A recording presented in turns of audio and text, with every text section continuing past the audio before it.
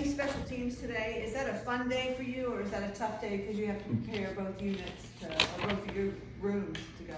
Well, the great thing is Coach Herman is a very heavily involved head football coach in the special teams. So we get special teams every day. Do I enjoy it? Heck yeah, man. Special teams, that's my passion.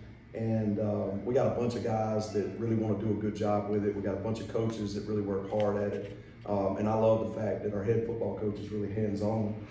He's active in meetings, he's active on the field, and our guys understand the importance of the special team. I don't know, at least in the history of FAU, that we've ever had a coach that moved and focused with units as much as he does. I mean, you've seen quite a bit on the defensive side of the ball, and you mentioned special teams. So, have you seen somebody move around the way he does? I've been around a lot of good coaches. I really have. I've been very blessed to be around some that I've really learned a lot from. But I'll tell you, Coach Herman's the real deal. He knows what's going on defense. He knows what's going on offense. He knows what's going on special teams. He's coaching our players. And he's coaching our coaches. And our whole staff, and I think our whole team feels that. And to me, that is a recipe for success. He is very active. He's probably one of the most active coaches I've been around with all three phases. You're helping out the tight ends and special teams, and recently Coach Herman promoted you to associate head coach. How do you feel about getting that promotion? I was very excited about it. The big piece with that promotion is I asked Coach Herman when he decided to do that, just the ability to maybe have some extra responsibilities that allows me to grow. In a former life, I used to be a head coach, and I enjoyed it. And a goal is to be a head coach again one day. And when Coach, when I was lucky enough for Coach to keep me, I knew that I had an awesome opportunity to learn from him. He's been a very successful coach. His winning percentage, the way he does things, this was just another way for me to grow. So I'm very appreciative of that opportunity. We're entering our third week of spring practice. What have you seen from the tight ends and special teams that you've really liked, and have there been any standouts from those groups? I think just starting with the special teams, I think we've really concentrated mostly on our punt team. We've actually, we've obviously done our field goal team as well. We actually moved to our punt return team today.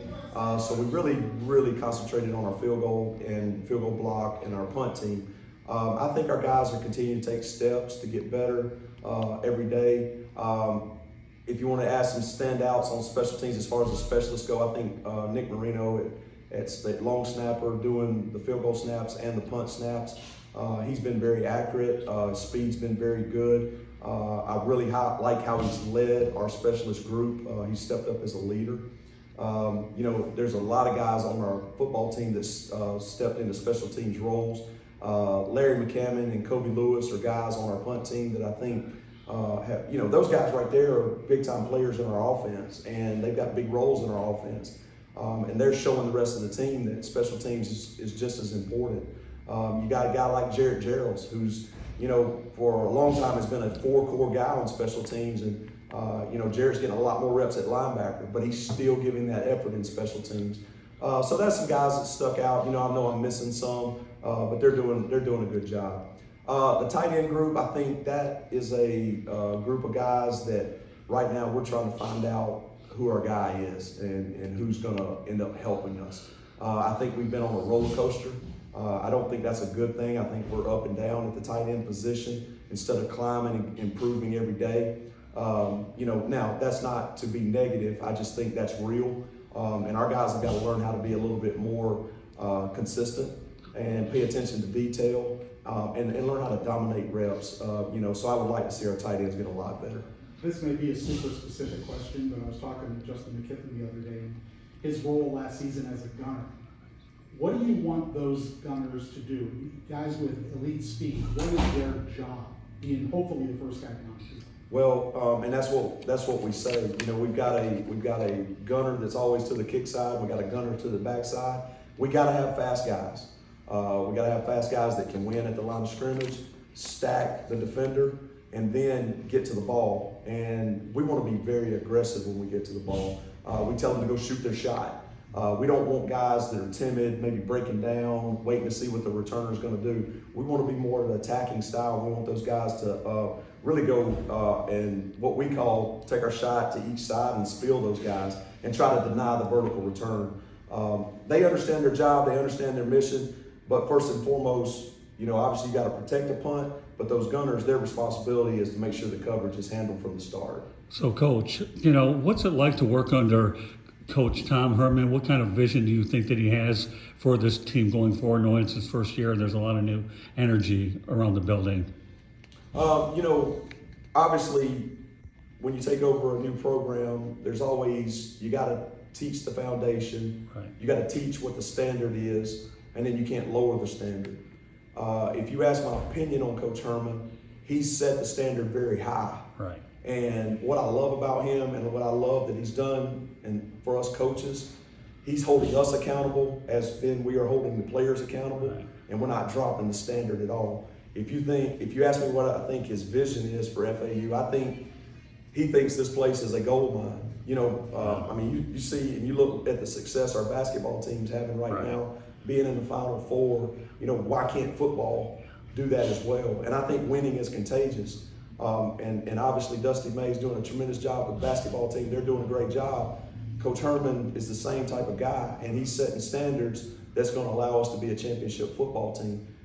What we got to do as coaches, what we got to do as players is we got to buy into it, which I think we are. I know we are, and take it one day at a time and just never drop that standard. Well, amazingly enough, I'm glad you said that, because Howard Schnellenberger made a great living here in South Florida with what he did in Miami and what he's developed here in Boca by being able to recruit South Florida and found some great athletes and players throughout the years. No question, man. What a great area we're sitting in. I can understand completely why Coach Herman would take this job. Right. Where we're sitting in the state of Florida, the athletes that are here, then our recruiting radius. You don't really have to go far to find good football players. And, Coach Herman has really stressed that he wants to have the Tri-County takeover. Our three counties, we want to own our three counties, and we want FAU to be the home team of those three counties. That's not a knock on any other program in the state, but that's the mentality we got to have at FAU. If we're sitting in a gold mine of a recruiting hotbed, we need to take advantage of it. With you being an associate head coach, do you see the team a little bit differently as an associate head coach? And then the second part of that question will be, you have tight ends and special teams. Do you look at those two units as one aspect and then looking at it from an associate head coach as another?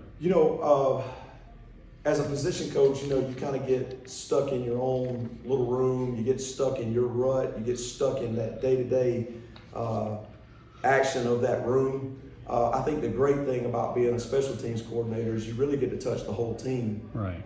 And I enjoy that. And you get a good feel for the team because of special teams. Coach will have his team meeting, and then as soon as the team meeting over, we have a special teams meeting, and the majority of the team's in there. And you can tell from the start, is there juice, is there not juice, Right. the guys ready to come, are they locked in? So I do see tight ends and special teams as separate. The associate head coach thing, obviously that's just wherever Coach Herman wants me to help. Right. But if I'm looking at big picture of the team, I think special teams is where I'm able to see most of it. Yeah, and one other question. You talked about the Final Four. The energy, obviously, level is here. Is that contagious from the basketball program all the way down to the football program, knowing that even Miami down the road is in it? And Nova even won a championship with Division II. That's unbelievable what this area is going through all the way around basketball-wise compared to what it could be football. Oh, there's no question. If you go back and you look at Coach Herman at the University of Houston and his success at a G5 program, to me, there's no reason why FAU can't be that either. And then when you see our basketball team doing what they're doing, it's amazing. They just went into a tournament of 64 teams, and now they're in the Final Four and have a chance to win a national championship for FAU. When you start thinking about that, man, it's unreal. But it just shows you what the things that FAU can do. And there's no reason why I don't think the football team can't do that. Now, Can it be instant success? No, we got to build day to day. Coach is setting his foundation, coach is setting his culture, and we got to do a good job as a staff, and we got to do a good job as players and buy into it so that we can get to that level. And one thing that came to mind as you were answering that question, you know, obviously this is spring practice. How much do you think you're going to learn about these tight ends and special teams players as you head into the summer, going into this regular season? And plus the fact that you're changing conference to a much higher level. You know, obviously, what was today? Practice 7. So we got 8 more. So there's still plenty of opportunities to evaluate guys. You know, obviously when we're in a practice setting, it's broken down into individual segments. And we teach different situations, we teach technique. And then, you know, some we let them play ball. And then on scrimmage days, we let them play ball. And that's when you learn a lot about a guy. When the coaches are off the field, you let them get out there and you go. This past week at the scrimmage, we went live punts. We did about 7 live punts. And, you know, we backed away and just let them play. And that told us a lot about our guys. And I think the more we can do that, the more we can evaluate guys that can do it without their coach out there. I think that helps us determine what they can do for us. Thank you. Thank you. Thank you. Thank y'all. Have a good